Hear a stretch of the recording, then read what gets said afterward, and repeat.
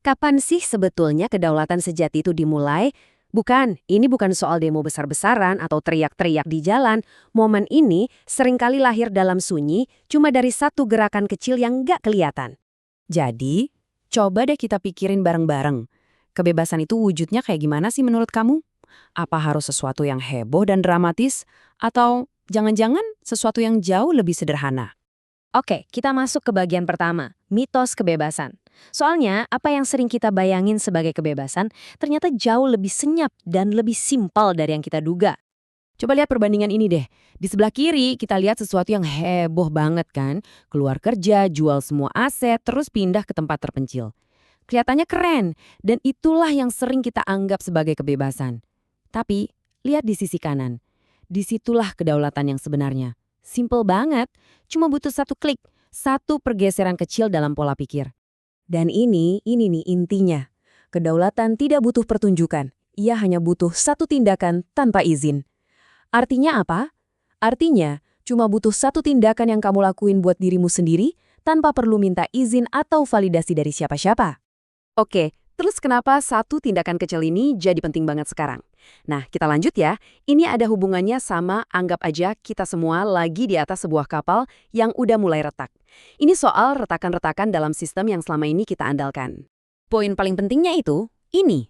Sistem tidak memperingatkan Anda, sistem menunjukkannya. Maksudnya, tanda-tandanya itu udah bukan lagi sekedar peringatan dalam bentuk kata-kata, tapi udah jadi bukti nyata di depan mata kita, asal kita mau melihat. Buktinya kayak gimana? Ya kita lihat di mana-mana. Tiba-tiba rekening bank bisa dibekukan tanpa pemberitahuan. Pemerintah makin ketat mengawasi kita. Dan yang paling terasa buat banyak orang, inflasi yang diam-diam ngegrogoti nilai tabungan kita. Nah, itu semua tuh retakan-retakan di badan kapalnya. Anehnya, walaupun udah banyak tanda-tanda, mayoritas orang masih percaya aja sama kapal ini. Mereka berharap kapalnya bakal baik-baik aja. Tapi ada loh sekelompok kecil orang yang nggak mau nunggu. Mereka diam-diam, tanpa banyak omong, mulai membangun sekoci penyelamat mereka sendiri. Nah, dari sini kita masuk ke bagian yang paling konkret. Jadi, apa sih tindakan tanpa izin itu? Langkah pertamanya gimana buat mulai bangun sekoci itu? Jawabannya adalah stacking sets. Tenang, ini istilahnya aja yang keren. Sederhananya, ini cuma kebiasaan buat ngumpulin Bitcoin sedikit-sedikit tapi rutin. Sats itu singkatan dari Satoshis, unit terkecil Bitcoin. Karena ini aset desentralisasi, ini adalah langkah pertama menuju kemandirian finansial yang bisa dilakukan siapa aja tanpa perlu izin dari bank atau pemerintah manapun. Terus butuh modal berapa buat mulai? Gede?